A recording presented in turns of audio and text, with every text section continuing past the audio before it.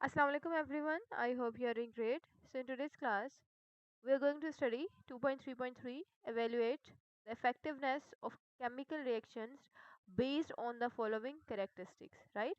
कि chemical reaction हुआ है या नहीं हुआ है, हमें कैसे पता चलेगा? अब देखें, ए क्या है? Change of state.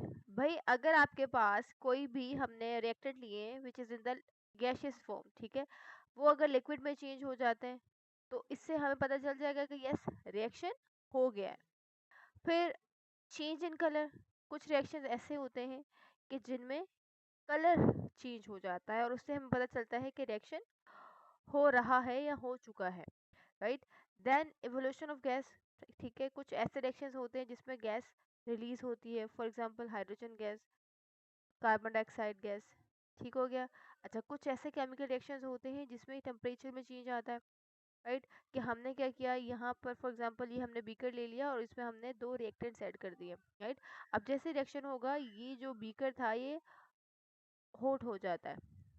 रीजन क्या था कि रिएक्शन कैसा था? केमिकल रिएक्शन एक्सोथर्मिक था। दैट मीन्स कि यहाँ पर हीट एनर्जी रिलीज हुई। फिर आ जाता है फॉर्मेशन ऑफ अ प्रिसिपिटेट। कुछ ऐसे केमिकल रिएक्शंस होते हैं जिसमें प्रिसिपिटेट फॉर्म हो जाते हैं और उससे हमें पता चलता है कि केमिकल रिएक्शन हो चुका है, राइट। ओके जी, यहाँ पर देखो, अब आपके पास कुछ रिएक्शंस है, अब आपने ऑब्जर्व करने हैं केमिकल रिएक्शंस। अच्छा, यहाँ पर देखें, सबसे पहले इधर अगर हम आते हैं तो बिफोर द रिएक्शन, अभी रिएक्शन स्टार्ट नहीं हुआ है, ठीक है, तो यहाँ पर देखो क्या कहीं पर बबल्स की प्रोडक्शन होती है? नहीं होती। जैसे ही केमिकल रिएक्शन हुआ तो यहाँ पर बबल्स बनना स्टार्ट हो गए, तो it shows that chemical reaction has been taken place, right, हो चुका है यहाँ पर केमिकल रिएक्शन। फिर अगर यहाँ पर देखें हम तो यहाँ पर इनिशियली यहाँ पर जो सोल्यूशन था वो कलरलेस था, ठीक है, ये HCl था विच इज कलरलेस। जैसे हमने यहाँ पे बेस ऐड की NaOH, ठीक है, तो ये देखो पिंक में चेंज हो गया, तो हमें पता चला कि अब ही रिएक्शन हो चुका है। फिर यहाँ पर देखिए, तो इधर भी हमारे पास यहाँ पर क्या किया हमने? सीजियम को ऐड कर दिया वाटर के अंदर, इस तरह से। जैसे ही सीजियम को हम वाटर में ऐड करते हैं तो सीजियम वाटर के साथ रिएक्ट करके सीजियम हाइड्रोक्साइड बनाता है और एक एक्सप्लोजन होता है और हमें पता चलता है कि यस केमिकल रिएक्शन हुआ है यहाँ पे। ओके। अच्छा, यहाँ पर कुछ वीडियोस हैं जो कि आपने ऑब्जर्व करना है केमिकल रिएक्शन से रिलेटेड।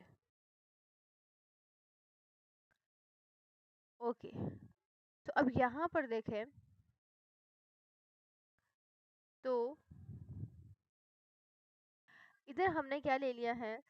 सोल्यूशन लिया हमने सोडियम हाइड्रोक्साइड का, ठीक है, पहले। फिर हमने क्या किया? उसमें कॉपर सल्फेट का सोल्यूशन ऐड करना स्टार्ट कर दिया, राइट। अब जैसे ये देखिए हम यहाँ पे कॉपर सल्फेट का सोल्यूशन ऐड करेंगे, यहाँ पर केमिकल रिएक्शन होगा और एज अ रिजल्ट प्रिसिपिटेट बनना स्टार्ट हो जाएंगे, तो formation of precipitate will takes place. Okay.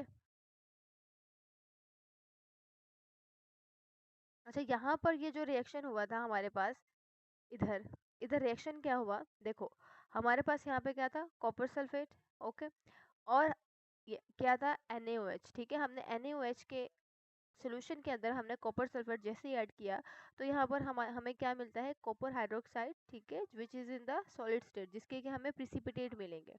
तो हमें प्रिसिपिटेट किसके मिलेंगे? कॉपर हाइड्रोक्साइड के। और एक्वियस फॉर्म में हमें मिलेगा सोडियम सल्फेट। अच्छा, फिर अब यहाँ पर ये रिएक्शन देखें, इधर भी हमारे पास यहाँ पे क्या है? कॉपर सल्फेट का सोल्यूशन है, ओके, जिसमें के देखो Cu+2 की फॉर्म में है और इस तरह से SO4-2 की फॉर्म में। अब जैसे हमने इसमें जिंक की रोड ऐड कर दी, ठीक है, यहाँ पे जैसे हम जिंक की रोड ऐड करेंगे, देखो अब ये ब्लैक, डार्क ब्लैक हो गई है। ऐसा क्यों हुआ? क्योंकि यहाँ पर Cu+2 ने, पहले ये लिक्विड स्टेट में था इधर, ठीक है, 2 इलेक्ट्रॉन इसने गेन किए और किसमें चेंज हो गया? Cu कॉपर में इन सॉलिड स्टेट। तो चेंज इन स्टेट, क्या हमें यहाँ पे हमने क्या देखा? Change in state from liquid to solid, ठीक हो गया।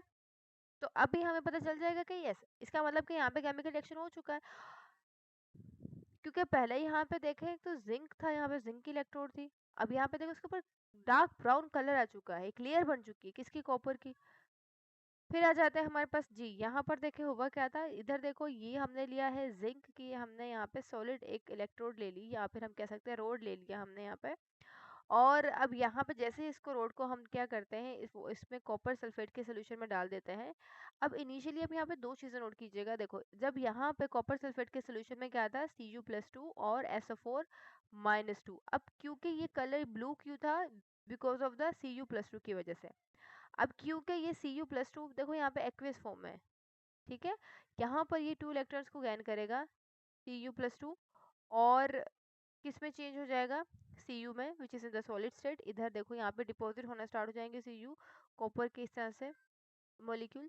और अब यहाँ पर आपके पास देखेंगे कि इधर आपके पास ये जो सोल्यूशन होगा ये कलरलेस हो जाएगा, इधर ये जो रिमेनिंग सोल्यूशन रह जाएगा। क्यों, क्योंकि कलर किसकी वजह से था, Cu+2 की वजह से। अब जब Cu+2 नहीं रहा तो फिर वो कलर लेस हो गया सोल्यूशन।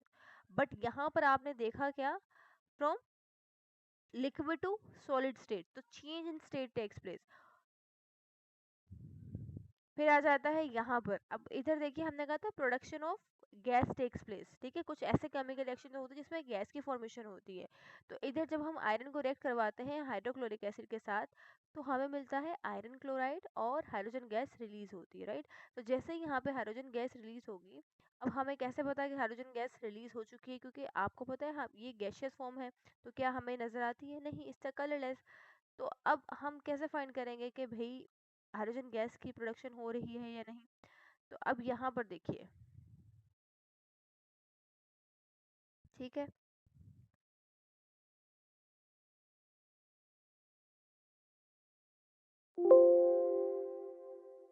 जैसे हम क्या करेंगे,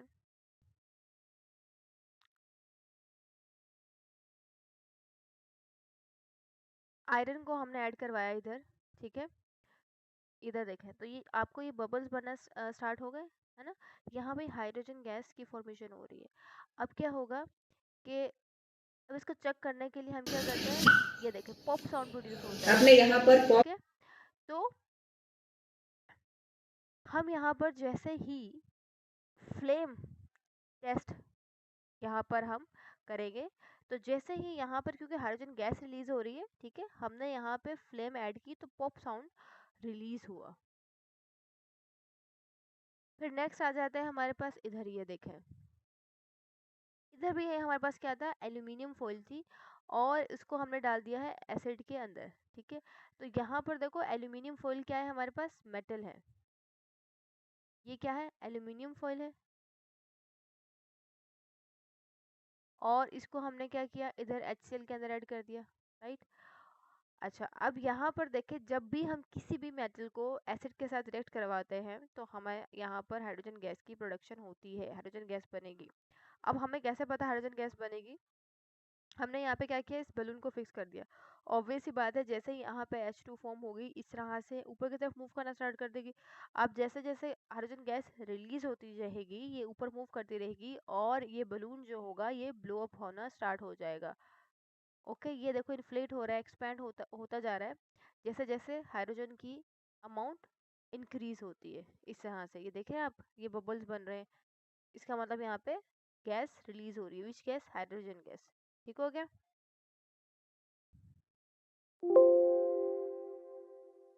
सो हमने यहाँ पे बहुत सारे रिएक्शंस देखे हैं कि जहाँ पे हमें पता चलता है कि केमिकल रिएक्शन हो चुका है, राइट। सो यस, इधर देखें आप, evaluate the effectiveness of a chemical reactions, पहला अभी हमने देखा था चेंज ऑफ स्टेट, भी स्टेट पे चेंज आएगा। अगर कोई हमने यहाँ पे रिएक्टेंट लिए थे जो कि गैसियस फॉर्म में थे, तो वो किस में चेंज हो जाएंगे, लिक्विड फॉर्म में। जैसे वो लिक्विड फॉर्म में चेंज होंगे हमें पता चल जाएगा कि भाई यहाँ पर रिएक्शन हो चुका है। तो यहाँ पर देखो हमने हाइड्रोजन लिया और हमने ऑक्सीजन लिया, दोनों को रिएक्ट करवाया तो हमें मिला water, but water in the liquid form, ठीक है। और यहाँ पे जो हमने रिएक्टेंट लिए थे वो किस फॉर्म में थे, गैसियस फॉर्म में थे, ऑलराइट। फिर नेक्स्ट हमारे पास आ जाता है इवोल्यूशन ऑफ गैस। यहाँ पर देखो, तो हमने क्या किया यहाँ पे, magnesium which is in the solid state, उसको हमने रिएक्ट करवाया HCl के साथ। ठीक हो गया, तो हमें क्या मिला, मैग्नीशियम क्लोराइड और हाइड्रोजन गैस। अभी मैंने आपको बताया था कि जब भी कोई मेटल एसिड के साथ रिएक्ट करता है तो हाइड्रोजन गैस रिलीज होती है। ठीक हो गया। अच्छा, यहाँ पे हाइड्रोजन गैस रिलीज हुई है या नहीं हमें कैसे पता चलता है, क्योंकि यहाँ पर ये तो क्या है, कलरलेस गैस है ना। तो यहाँ पर अभी मैंने आपको ये जो दो वीडियोस दिखाई थी, एक ये वाली और एक ये वाली, एक पॉप साउंड रिलीज होता है कि जैसे मुझे, मैं यहाँ पे फ्लेम इंट्रोड्यूस कराऊंगी तो फ्लेम की वजह से क्या होगा, पॉप साउंड प्रोड्यूस होगा। ठीक हो गया। फिर अब अगर यहाँ पर हमने देखा था कि इधर हम बैलून को इधर फिक्स कर देते थे तो वो भी इन्फ्लेट होना स्टार्ट हो जाता है, तो जिससे हमें पता चलता है कि यहाँ पर जो है वो हाइड्रोजन गैस प्रोड्यूस हुई है।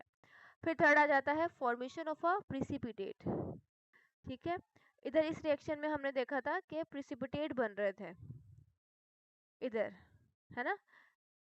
तो हमें पता चला कि केमिकल रिएक्शन हो चुका है। क्यों? क्योंकि यहाँ पर हमने देखा था कि प्रिसिपिटेशन की फॉर्मेशन हुई थी।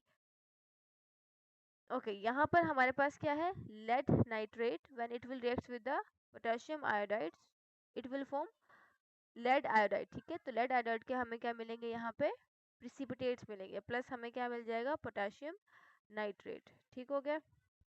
फिर नेक्स्ट देखें, चेंज इन कलर। कुछ ऐसे केमिकल रिएक्शंस होते हैं जिसमें कलर में चेंज आता है। अभी ऊपर हमने यहाँ पर देखा था, इधर जी, यहाँ पर देखे कलर में चेंज आया था। इसी तरह से अब यहाँ पर क्या होगा, when sulphur will react with the oxygen it will produce sulphur dioxide, but यहाँ पे कलर में चेंज आएगा। फिर आ जाता है चेंज इन टेम्परेचर। तो जब भी sodium hydroxide it will react with the HCl, तो क्या बनता है हमारे पास, salt and water, but reaction कैसा होता है, एक्सोथर्मिक होता है, इसमें हीट रिलीज होती है। So this neutralisation reaction is exothermic and releases heat. ठीक है, ओवरऑल इसका मतलब ये था कि भाई जब भी कोई ना कोई केमिकल रिएक्शन होता है तो हमें कैसे पता चलता है कि केमिकल रिएक्शन हो चुका है, राइट। तो कुछ कैरेक्टरिस्टिक्स होती हैं जिनसे हम फाइंड कर सकते हैं। पहली हमने देखा कि भाई चेंज में स्टेट में चेंज आ सकता है। फिर हमने देखा कि गैस प्रोड्यूस होगी तो उससे हमें पता चल जाएगा। कुछ ऐसे केमिकल रिएक्शंस होते हैं जिसमें प्रेसिपिटेट बन जाते हैं, राइट।